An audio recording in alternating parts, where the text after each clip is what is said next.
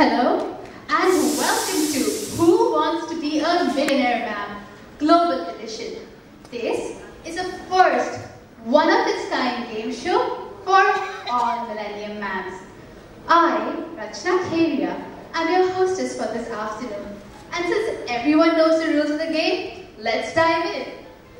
Our contestant Anuradha is a Millennium Ma'am who has traveled the world, and we welcome her to our global yatra.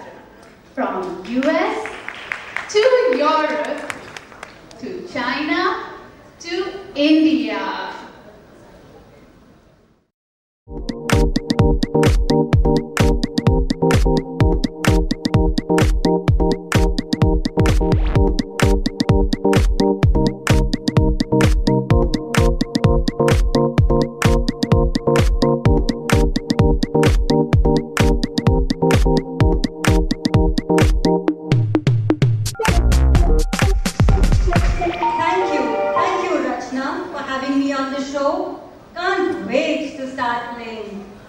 Without further ado, our first question of the day is, who is the richest woman in the world today? And your options are Christy Walton, Paris Hilton, Oprah Winfrey, or Savitri Jindal. Christy Walton. Absolutely correct.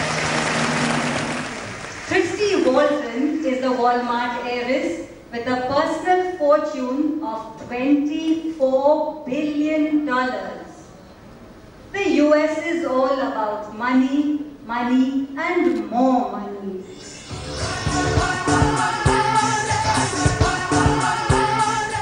Walmart embodies the American way of life. Their products are all outsourced. Every store is larger than life. And consumerism is king. Spending drives the nation's revenue and is the biggest reason for the phenomenal growth the US has shown. America literally is a land of opportunity and dreams. Steve Jobs dreamt big. Together with his friend Steve Wozniak, founded Apple Computers in his parents' garage. The company went on to create iconic products, from iPods to iPhones and iPads. And the rest, as you know, is history. Apple results posted in the first quarter of 2012 showed a $13 billion profit. Bingo! The USA completely realizes the saying that even the sky is not the limit. Now let me ask you a question that is very topical.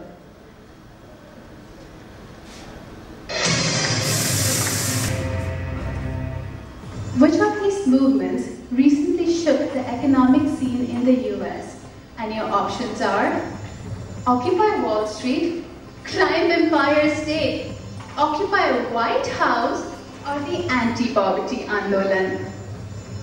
I'm a little confused between Occupy Wall Street and Occupy White House.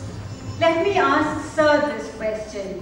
Sir, what do you think is the correct answer? Yes, the Occupy Wall Street. Absolutely correct, sir.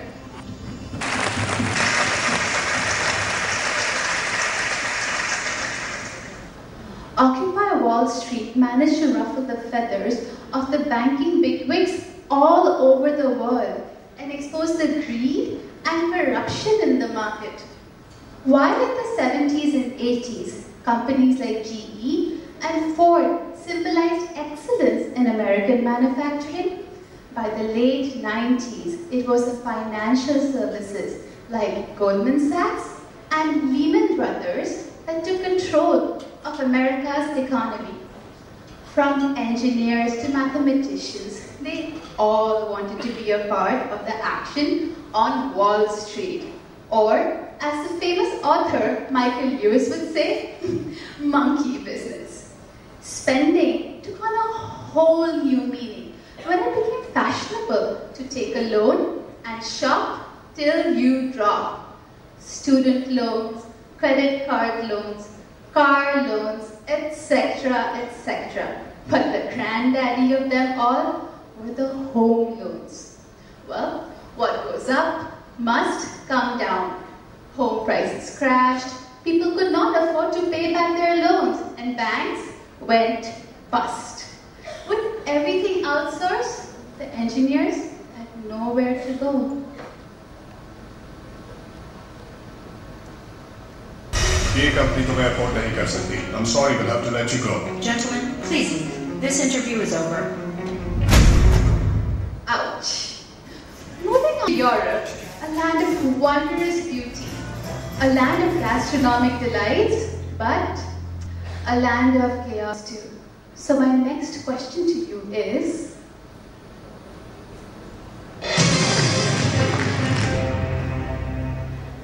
which of these countries has not been downgraded by Standard & Poor?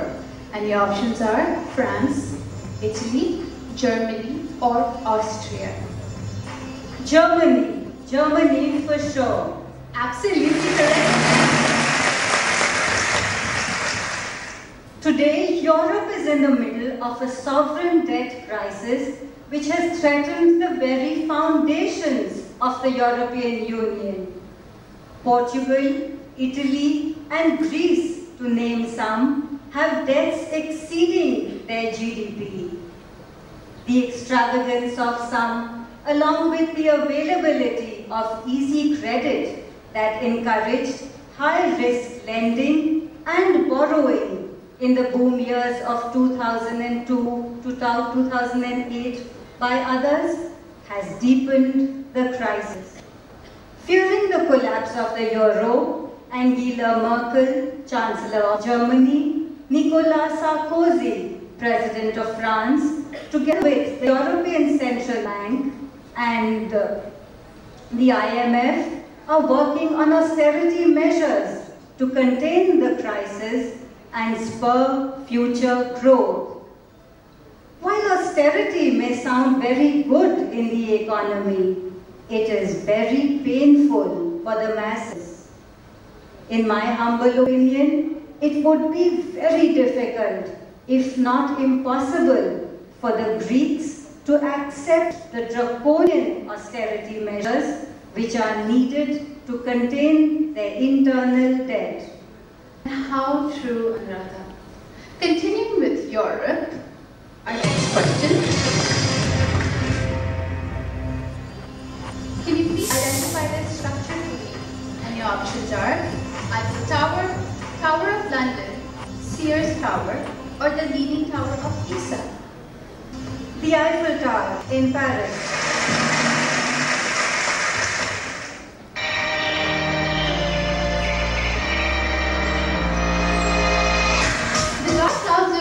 Over Europe, however, do have a silver lining. While I will not go so far as to say that Europe is too big to fail, I however will say that Europe has many positives that should help it tide over the present crisis. Imagine ski in the mountains of Switzerland or lounging on the beaches of Greece. Which of us would not fancy a beautiful bag, Gucci pumps, and a nice Louis Vuitton scarf? Which of us do not want a yellow Lamborghini or a red Ferrari in our garage? Siemens, a global powerhouse in healthcare, make sure that our ailments are both diagnosed and treated. Bosch, another German corporation, is the largest manufacturer of power tools and accessories in the world today. And all of this comes from Europe. Moving on in our global yatra, we come to China.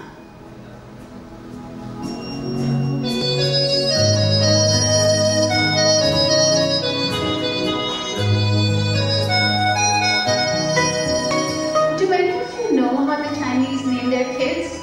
Well, they take a couple of dishes and fling them to the ground. King Chong. Well, their names are so musical, but I have to say, jokes apart, China is the second largest growing economy in the world today.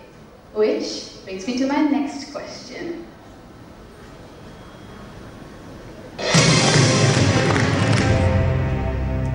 What is the Olympic Stadium created for the Beijing Olympics, popularly known as? And your options are Bird's Nest, Dog's Kennel, Lion's Den, or Rabbit's Burrow. The Bird's Nest. Absolutely correct again. China literally is a bird's nest in global manufacturing. It provides everything from finished goods to basic products for the entire world. Which of us has not used something made in China? Garments, computers, cell phones, toys, the list is endless. And do you know why this mass manufacturing is possible? Because of cheap, hard-working, skilled labor, late retirement, and a government that is favorable to economic growth. The yuan is a controlled currency, making the goods even cheaper. All this has come at a price.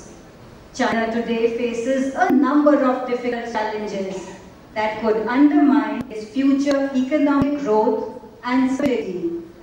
These include pervasive government corruption, an inefficient banking system, and an over-dependence on exports.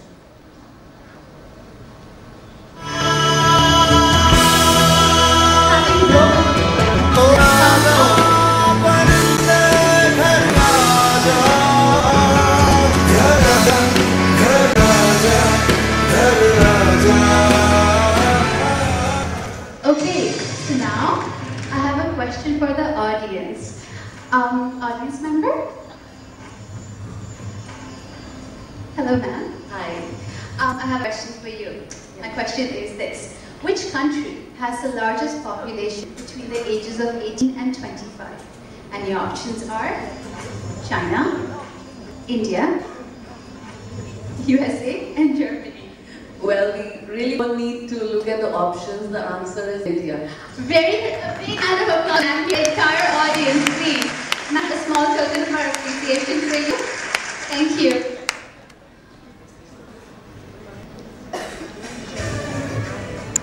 Would you believe it if you were told that India's vast population is actually a key source of its economic growth? Fortunately for us, the slogan "Hum do, hamare do" did not go beyond the TV screens, resulting in 1.22 billion Indians. An increase in the young working population means higher savings, higher investment, and consequently a higher growth rate. China, on the other hand, because of its one-child policy, will soon begin aging and as a result become less competitive. A large working population means fewer dependents, fewer non-productive hands, which should lead to more spending. More spending in turn leads to more demand and thus more productivity. Wouldn't we have been the losers if achievers like A.R. Rahman, Aishwarya Rai, Leander Paes, and Kumar Mangalam Birla were here today? So Rachna, what next? Can you please identify for me which movie this clip is from? I'm the coach of the Indian national women's team. मुझे states के नाम ना सुनाई देते, ना दिखाई देते, सिर्फ एक मुल्क का नाम सुनाई देता है, India. And your options are Goal, Chakte India, Spend Peckham, or Lagan. Chakte India. Correct again. Didn't you feel a sense of pride, a sense of belonging, a feeling of Indianness when you watch movies like this? We can achieve anything if we put our mind to it. Oinga, oinga, ji, oinga. Oinga, oinga, ji. आने वाले सालों में जी होएगा, कश्मीर का हल निकलेगा, रुपए का भाव $45 होएगा, जी होएगा, आने वाले सालों में जी होएगा। Yes, definitely होएगा. India will be a world leader. There will be no stopping us in the years to come because Sachin Tendulkar is the world's best batsman. Because Indian food, especially the curry, is popular all over the globe. Amitabh Bachchan and Shah Rukh Khan are recognizable faces the world over. Bollywood produces more films than even Hollywood. Yoga, the likes of Madonna, Julia Roberts and Jennifer Aniston all swear by the power of yoga and meditation. US colleges today are learning their business mantras from Indian gurus. Professor Nitin Noria is Dean at Harvard Business School, while Professor Soumitra Datto took the Dean's chair at Cornell University, among others. Indian-born entrepreneurs Indra Nooyi, Vikram Pandit and Arun Sethi take pride of place among global aims. Ratan Tata, our own Ratan Tata, took over the iconic British brand Jaguar Land Rover, and Lakshmi Nivas Mittal acquired steel giant Arcelor and renamed it ArcelorMittal. India is tipped to overtake Japan to become the world's third largest economy.